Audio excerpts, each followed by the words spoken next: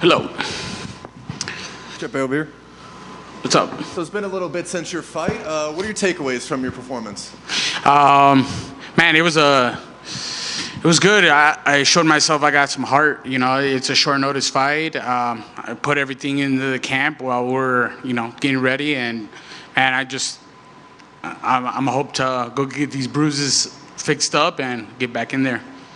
And so heading into round 3, are you kind of thinking in your head what the scorecards might be, or are you just like, I'm just going to go out there and let loose? Nah, I just let loose, man. I don't, I don't really look at the judges' scorecards like that. You know, like my plan was to go out in there and finish him. You know, I know his plan was the same thing. You know, we obviously were a good match and a good fight, but I think I obviously had the upper hand on him.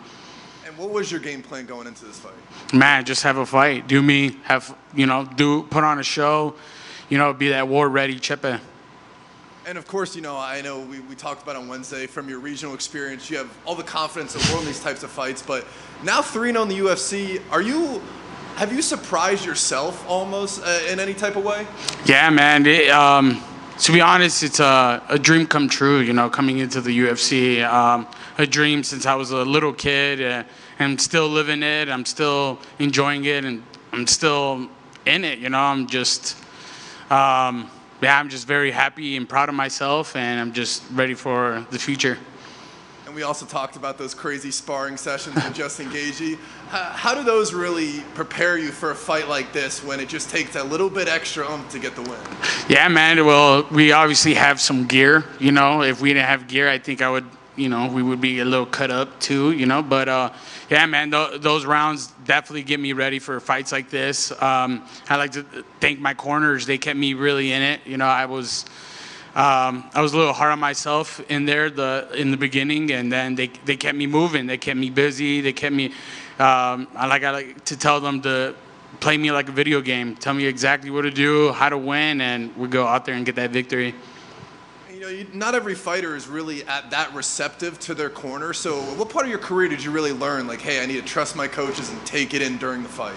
Man, it was, your corner wants what's best for you, and I used to, back in the day when I was losing and stuff, I didn't listen to my corner from ignorance, immaturity, acting like I knew it all when I didn't know it all, So I just, I changed a new page in my life of listening to those people that really want me to win as much as I want to win.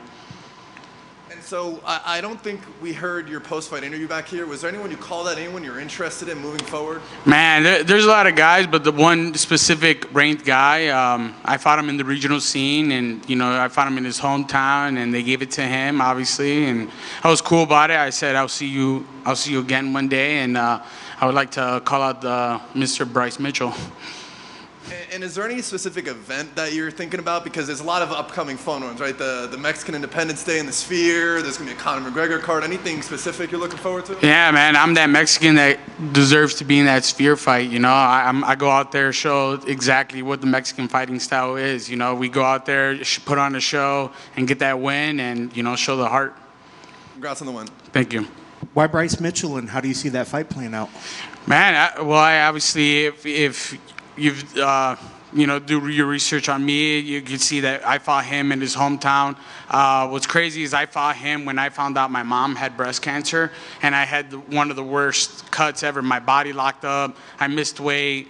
I didn't have the proper corner. I went in there fighting like I was just floating in there, and I had him. Literally, if you see the rounds, he was literally crawling back to his corner, and I thought I won the fight.